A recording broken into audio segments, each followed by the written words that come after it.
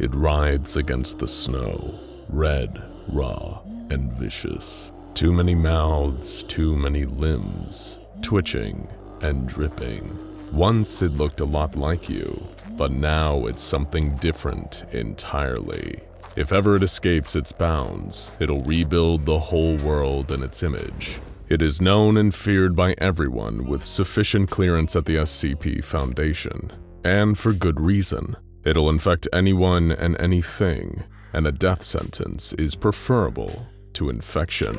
It is a disease that thinks, the crawling corruption, the flesh that hates. Or if you fear its true name too much to speak it and find comfort in the categorization and clinical eyes of the SCP Foundation, SCP-610. SCP-610 is a contagious skin disease transmitted by direct contact. Anyone infected with it suffers a horrific mutation, turning them into fleshy, inhuman monstrosities. These infected creatures will attack and infect anyone nearby that isn't also carrying SCP-610. This also happens to be the flesh described and adored by those following the twisted religion of Sarkicism, a violent cult and group of interests that worships flesh, corruption, and disease. And as the Foundation operatives tasked with observing groups of interests know, Sarkicism is a sect that directly opposes the machine-revering Church of the Broken God. And to understand the events of the tale known to the SCP Foundation as Aftermath, the beginning that leads to its brutal and world-changing end, one must first understand the endless conflict between these two groups. The Church of the Broken God is a religion that the SCP Foundation has had a number of encounters with over the years. Members of the church share in the belief that biological, flesh-based life is an inherently wrong and evil abomination. They worship mechanization, the process of making organic bodies something more mechanical in nature. According to the beliefs of the church, two gods, Yaldabaoth and Mechane, created humanity together. Yaldabaoth was the god of flesh and animal instinct, granting humans bodies. Meanwhile, the god of machine and intellect, Mechane, blessed man with the power of free thought. As humankind developed machines, Yaldabaoth became enraged that they were ignorant of the instincts she had given them, and endeavored to destroy the creations of man. As the church's legend goes, Mechane acted as humanity's savior, and tried desperately to stop Yaldabaoth. The god of machines shattered himself, transforming his body into a number of pieces to form a cage for his fellow god. Fragments of Mechane rained down on planet Earth. Now the Church of the Broken God believes it is their duty to recover these missing parts. There could potentially be hundreds of pieces needed to rebuild Mechane, and a number of these happen to be cataloged SCPs that the Foundation is either aware of or has in containment. Our story begins not with the long-awaited return of Mechane the Broken God. Instead, it begins with a man, a Foundation foot soldier named Roderick Freeman. This is the story of Aftermath. In 2003, at the age of 17, Roderick's ambition was to join the US Navy and become a member of the renowned Navy SEALs. After enlisting and completing 3 years of rigorous training, he achieved his ambition, only to climb even further to heights he never could have foreseen. In 2017, Roderick, now a SEAL, was recruited by the SCP Foundation after his skills and aptitude caught the attention of their embedded recruiters. He joined one of the Foundation's MTFs, or Mobile Task Forces, elite units that are often sent in to directly deal with anomalous threats. Specifically, Freeman became a member of MTF Nu 7, also known by the codename Hammer Down, the task force you call in when literally nothing else can do the job. To bring Hammer Down onto the scene for anything less than a potential XK is like swatting a housefly with a nuclear warhead. So Roderick, a gun-ho soldier boy if there ever was one, would fit right in. But what does this mobile task force have to do with all that talk about the Church of the Broken God and the flesh that hates? Well, after an incident that broke out in the Irkutsk area in Russia, they were the ones responsible for cleaning up the mess left behind. According to Roderick's account, a robot the size of a small building was spotted in this area during December 2018. This 30-foot tall robot had apparently come to wipe out a rapidly spreading disease. As you can probably guess, that disease was SCP-610, the flesh that hates. At first, the Global Occult Coalition had fired on the robot, launching a volley of ballistic missiles in an attempt to take it down.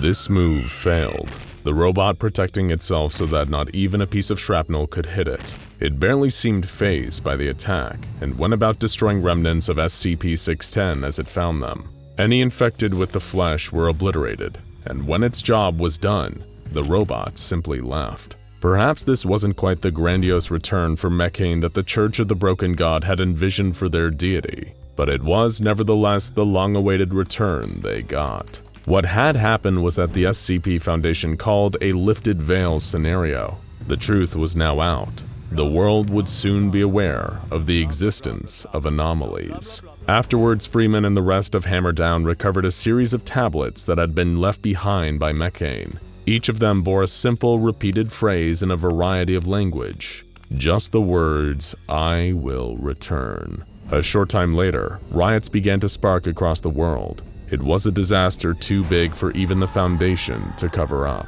According to Roderick, multiple anomalous groups such as the Serpent's Hand and the Chaos Insurgency had gone public. In Mexico, the insurgency became involved in illegal businesses that gave the cartels an anomalous run for their ill-gotten money, while members of the Serpent's Hand used the air of tension to incite riots. In short, everything was a mess, and this eventually escalated to a full-scale civil war in Mexico in 2021. During the build-up to this, around 2019, there was unrest around the world, and mobile task forces like Hammerdown were being deployed to train alongside various public safety organizations, all in the hopes of getting the world prepared for the storm gathering all around them. The insurgency and the Hand had revealed the truth about anomalies to the world, and so the Foundation's MTFs were aiding law enforcement, special forces, and the like, readying them to defend against the anomalous. In 2022, the Foundation finally decided to intervene in the situation down in Mexico, where the Chaos Insurgency and the Serpent's Hand had been causing disruption. Roderick Freeman was one of those sent to Juarez, coming face to face with former cartel members turned lackeys for the insurgency. The Chaos Insurgency had been fighting with the Foundation for decades and knew all their tactics. Combine that with the ferocity and brutality of a lifelong cartel member, and even the toughest soldier is in for a fight. As it turns out, the fight wasn't even the worst part for our dedicated little soldier. While attempting to transport a person of interest across the Texas-Mexico border, Roderick and his squad were ambushed by a sniper. During the attack, Freeman received a wound to his spine that left him paralyzed from the hip down. However, even though the Foundation didn't like to admit it, the Church of the Broken God was actually highly skilled in surgery. After all, they worshipped mechanization and would often augment themselves using technology. Or, to use Roderick's own words, if you wanted an iPhone in your skull in 2009, they could have pulled it off. If you wanted to be able to turn the lights on and off in your home by blinking, they had an upgrade for that. If you lost the use of your legs because of a sniper on a rooftop in Juarez, they had you covered. Thanks to members of the Church, there had been a new technological revolution since the lifting of the veil. By 2024, devices that felt like they were 20 years more advanced than technology should have been were now commonly available. So that's how Roderick Freeman was able to walk again. However, the SCP Foundation refused to let him return to duty, forcing him into an administrative role. Frustrated, he applied for a job as a containment specialist. Meanwhile, the state of the world was constantly changing, with the SCP Foundation handing over safe anomalies to world governments. New divisions and departments were being formed to deal with the containment of SCPs. There was even an anomaly registration program that allowed people to call 911 to report dangerous or life-threatening anomalies. Anyone exhibiting anomalous abilities could now find doctors or therapists rather than being carted off to a containment cell. In short, the Foundation's days were numbered. However, this was not as idyllic as it sounds. According to Roderick, this should have been a chance for the civil rights of anomalous people to be respected, something that the Serpent's Hand had been campaigning for since their modern inception. Instead, it meant that anyone with anomalous traits perceived to be dangerous was arrested as threats to national security. Things were nowhere near as restrictive as under the Foundation.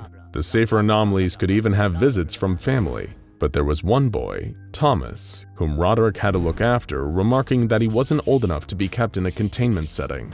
Little did Roderick know, the tests that were being run on Thomas were keeping tabs on him. Somehow, the boy was able to use anomalous abilities to watch where Roderick was at all times. The SCP Foundation was finally disbanded in 2027, with the containment of anomalies becoming the responsibility of the Global Coalition Council. This organization had long been the official sanctioned counterpart to the more off-the-books Foundation, despite their more violent methods. But now the GOC was making their work known to the public. But with the Foundation gone, Roderick was out of work, picking up odd jobs over the next 6 years. There was widespread criticism of the SCP Foundation and its dubious methods, the dark things they'd done to keep anomalies contained. Civilians killed, entire populations given memory-wiping drugs to forget about SCPs, the horrific treatment of D-Class personnel. A document containing details about these practices and more was leaked, causing an outcry. The SCP Foundation's brutal methods were declared to be crimes against humanity. Alongside this, paranoia about anomalies was spreading. Governments were encouraging their citizens to report paranormal happenings, and people with anomalous traits were being registered and arrested. In Roderick's account, he says, "When people don't understand something, one of two things will happen. They will try to understand it so they can use it for their own ends, or, and this is far more likely, they will grow afraid of it and try to destroy it." So it was when humanity rediscovered anomalies, former Foundation employees were declared public enemy number 1, with anomalous persons a close second. When former members of the Foundation began to find themselves on trial by the United Nations, the public began executing any ex-Foundation personnel they could find. At first, local police or even the National Guard would intervene, but some eventually started actively helping the vigilante mobs. There was nowhere for Roderick to hide. The FBI even used the Unusual Incidents Unit to track down the Foundation's remaining members. Some had even been hired by the UIU to bring in their former co-workers. And for anyone who knows how utterly useless the Unusual Incidents Unit are, to be brought in for execution by them is a truly humiliating death. Unsure who to trust, Roderick turned to Agent Leonard Wells, a man whose life he had once saved. Meeting at a diner in Wisconsin, Leonard agreed to smuggle Roderick to Russia for $5,000, getting him safely out of the FBI's jurisdiction. Freeman agreed, and was then led to an SUV with 3 other men that he didn't recognize. According to Leonard, they were just there to help smuggle Roderick. The 5 of them drove to an isolated stretch of road, only to stop. Something was terribly wrong. Leonard told Roderick to exit the car, claiming that they would need to switch vehicles. As the SUV drove off, Leonard handed Roderick a flashlight and told him to signal a nearby grove of trees. And then, according to a report, Roderick X. Freeman was wanted by the US government for the actions he was involved in during his time at the SCP Foundation. He was believed to have been responsible for human rights violations and was picked up by agents of the FBI's Unusual Incidents Unit. The report claimed that Roderick engaged the UIU agents with a small firearm, although he had reached out to Agent Leonard Wells for help. Whether he was executed or tried to run away, Roderick Freeman was shot and killed. But that was far from the worst part about his death. Dying is bad enough, but witnessing death, especially at a young age, is something that can have a long-lasting effect. But who was there to see what happened? Or rather, who could see without being there? Thomas, the young anomalous boy Roderick had been assigned to, had seen the whole thing. The world had changed undeniably. It has been said that the Foundation dies in the dark so that we can live in the light. But when the same light was turned on the Foundation itself, it seemed that they couldn't survive under its scrutiny either. Whether the world is better or worse without them is something only you can decide. Now go check out SCP-5000Y, the full story compilation, and the O5 Council Must Die SCP-001 The Way It Ends Ouroboros Cycle for more terrifying tales from another timeline.